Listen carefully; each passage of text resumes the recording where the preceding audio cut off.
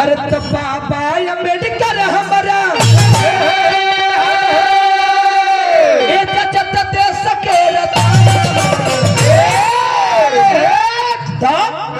अरे तमैया भीम बाई राम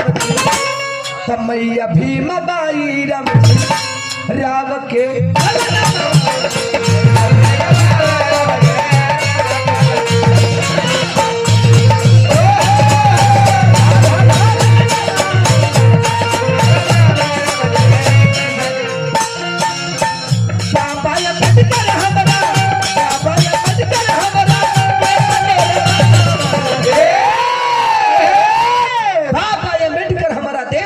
अरे तमैया भीम बाई राम राव के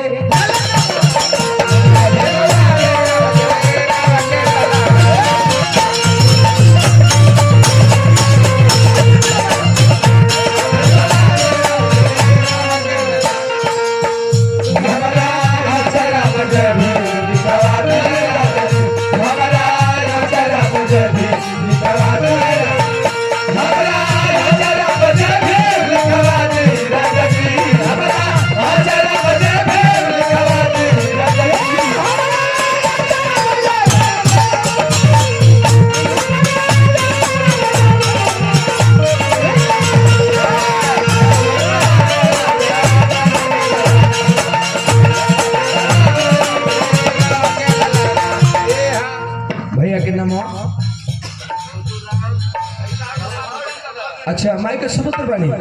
चलिए छोटू राम माई के मझला सुपुत्र भैया के तरफ से पुरस्कार रुपये आशीर्वाद बा जय भीम जय मूल्यवासी नाम माई की सेहरावा ना जाए। देखो विकास भैया हम दुइये को गीत गाए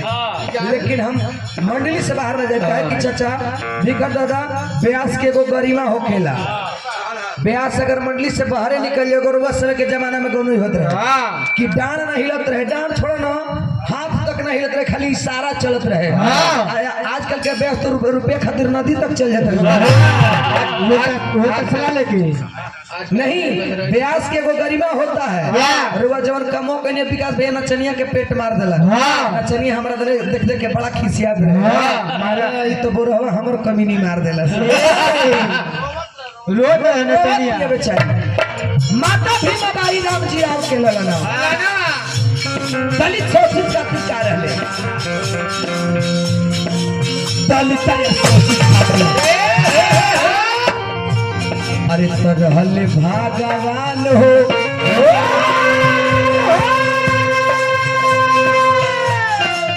उनका के माने लगना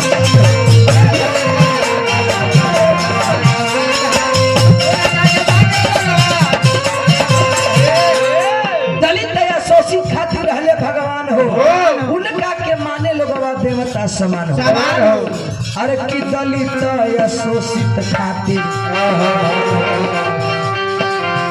रहले भगवान हो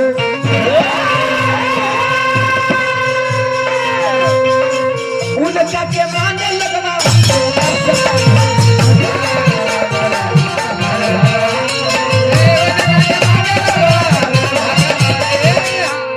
तो कतना लेगा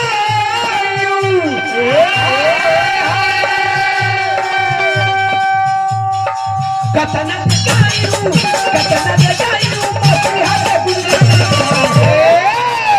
कतना लोग मसीहा के गुण गाई जे हमने के जीवन का के तारे खातिर आपन जीवन के मोल ना समझ ले बाबा साहब कहले कि हमें पूजने की नहीं पढ़ने की जरूरत है क्योंकि साहब हम मंदिर और मस्जिद में नहीं किताबों में बसते हैं माता सावित्री बाई फूले के पति रहले ज्योतिराव फूले ज्योतिराव फूले को बात कहले जब रात तक खटकेला ज्योतिराव फूले कहले कि दुनिया वालों ऐ बहुजन समाज के लोग जब जब इस धरती पर सुबह होगा तुम्हें हर एक सुबह का 2 घंटी सुनाई देगी 1 घंटी का आवाज आएगा शिवालय से 1 घंटी का आवाज आएगा विद्यालय से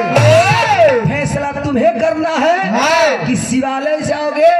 या विद्यालय जाओगे अगर विद्यालय जाते हो तो बड़ा बड़ा अफसर पीएम कलेक्टर सीएम पीएम बड़ा बड़ा अधिकारी बनकर निकलोगे, अगर शिवालय जाओगे तो इस धरती का सबसे बड़ा भिखारी बनकर निकलोगे। मंडल लेकर चूटा कम है जी। कुछ ज्ञान में भी बात बोल ली नहीं तो खाली 15-85 लोग 1785। अरे तक तना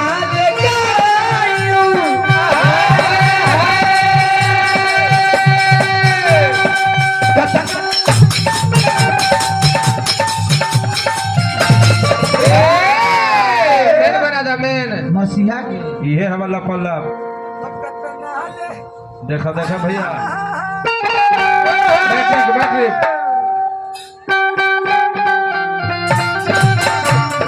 जय हो जय हो।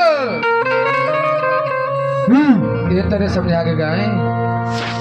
बंद रहे। अरे तो मसीहा के मैया भीमा बाई रमजी राम